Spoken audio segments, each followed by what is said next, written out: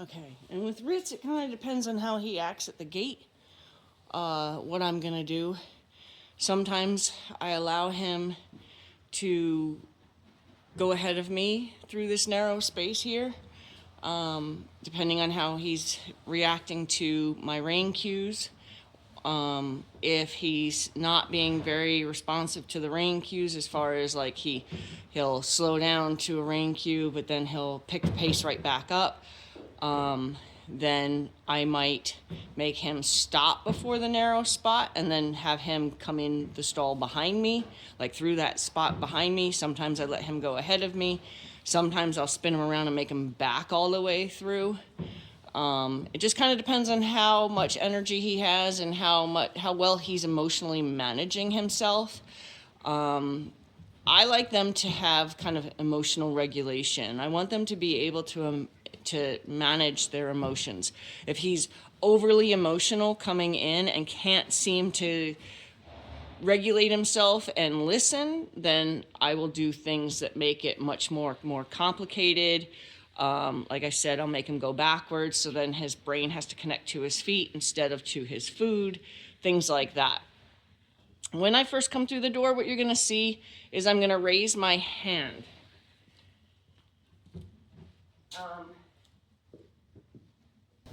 So if you imagine he's right here, I don't carry it over my neck, but I want to show you with this hand. What I'll do is first, when I'm walking with him, I'm going to just raise my hand like this. This tells him to slow down. I imagine your foot's pressing down on the gas pedal, and now you're raising your foot off the gas pedal to ask the car to slow down. I'm asking him to slow down by raising my hand. How that's taught is originally my hand will be like this at my side. If I need him to slow down when I'm teaching him that hand cue, I'll do it with my hand in the road. If for some reason, while they're still learning, the feel of, see how it makes the snap move? If the feel on that snap doesn't cause him to slow down, I've now cleared the space between myself and his chest where I can take the end of the line and give him a block onto the chest. That's how it's taught. So when we're just walking like this, if you see, this would be in the way of being able to clearly block his chest.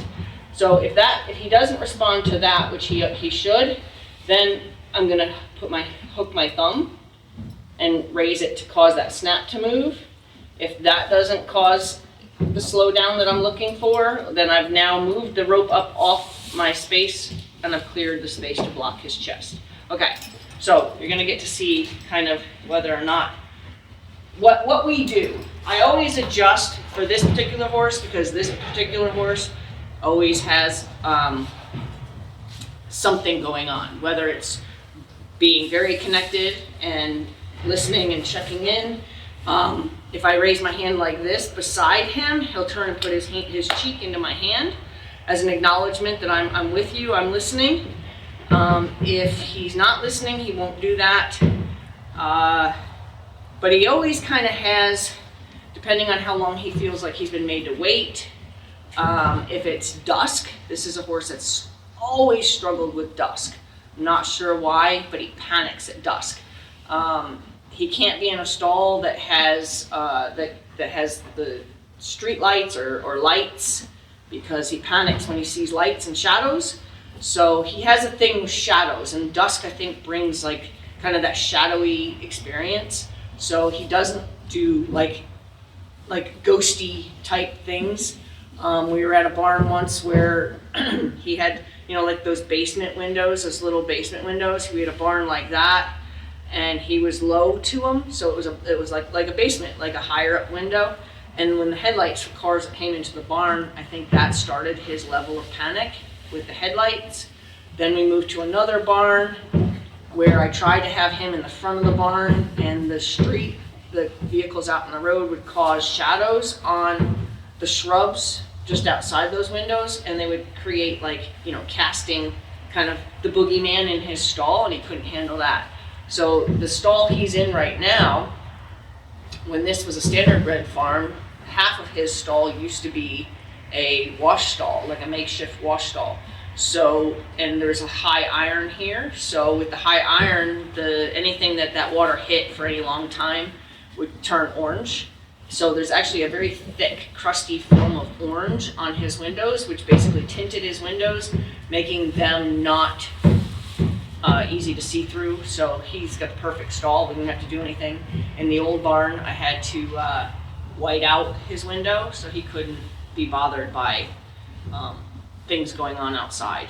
So anyway, that's a quirk that he's always had since he was a little tiny baby. I've had him since he was 2 months old. So these are things that I know he's had his whole life.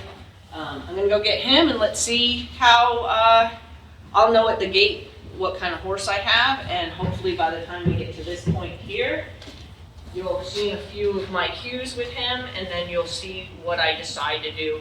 Am I gonna just allow him, I'll put my arm, so if I'm gonna allow him to go ahead of me, I'm gonna put my arm forward, and that tells him he's allowed now to go ahead of me, and I will come in behind his tail, and he'll round the corner into his stall by himself. If he's hot and not being responsive, it depends on how hot, whether or not I tell him to wait. I get in front of him. I may or may not do this to tell him we need to create space between him and, so he's not running up on my back. If I feel like he's in the energy level and not controlling himself well emotionally, and he could potentially run up on my back, that might be when I'm gonna back him up to you and then send him into a stall. Or I might back him up and back him into a stall. It kind of just depends. Let's go see how he's gonna behave.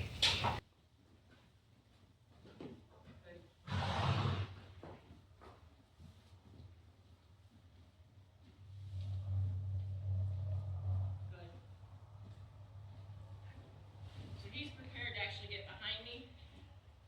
Good. So there, he didn't have a lot of control. So I might let him go behind me.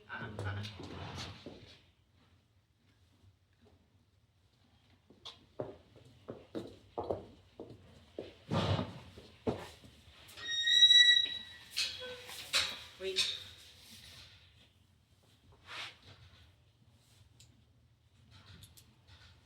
Good.